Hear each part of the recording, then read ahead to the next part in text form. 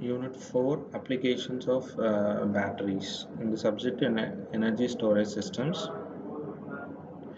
So, solar energy storage is the first topic. So, solar energy is available only during sunshine hours. So, energy consumer energy demands follow their own time pattern, and the solar energy does not fully match the demand. As a result, energy storage is a must to meet the consumer requirement. So method for solar energy and thermal energy, sensible heat, latent heat and chemical heat. So solid metal stones, salt, liquid water with thermal oil and molten salt, and liquid solid filler material, water or water pebbles, oil or cast iron, molten salt or stones coming under sensible heat. Latent heat is solid liquid paraffins. Chemical heat is solid gas reaction, liquid gas reaction, and gas reaction. So sensible heat storage, heating a liquid or solid which does not change phase comes under this category. So this is sensible heat example. And latent heat storage, phase change in heat storage. All pure substances in nature are able to change their state. Solids can become liquids, ice to water, and liquids can become gases, water to vapor. But the changes such as require the addition of removal or the deal, right? And thermochemical storage, stratified storage, solar power plant, hot water only. So this is the experimental diagram of how the thermal energy is converted into electrical energy. So we have a collector here. So this is thermal energy collector. So this is relief valves, collector energy storage heater. So this is preheating it, and water heater, auxiliary and tempering valve to taps. So this can be stored as an energy. So this is the experimental diagram of how the thermal energy is stored as an electrical energy. So solar ponds. So typical solar applications, brackish water, upper convex zone.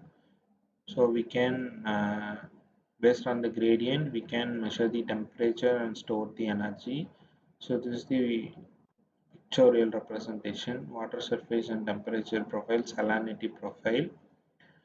And the use of solar energy is heating of water, heating of houses, active systems, and distillation of water, cooking of food, greenhouse heating, drying of food, power generation, refrigeration and air conditioning, passive heating and cooling, production of very high temperatures, industrial process heat systems, pumping of water, direct conversion of electricity. So solar distillation is the use of solar energy to evaporate water and collect its condensate within the same closed system. Water purification can tune salt or brackish water into fresh drinking water. So this is the experimental diagram again. Basic elements in solar energy.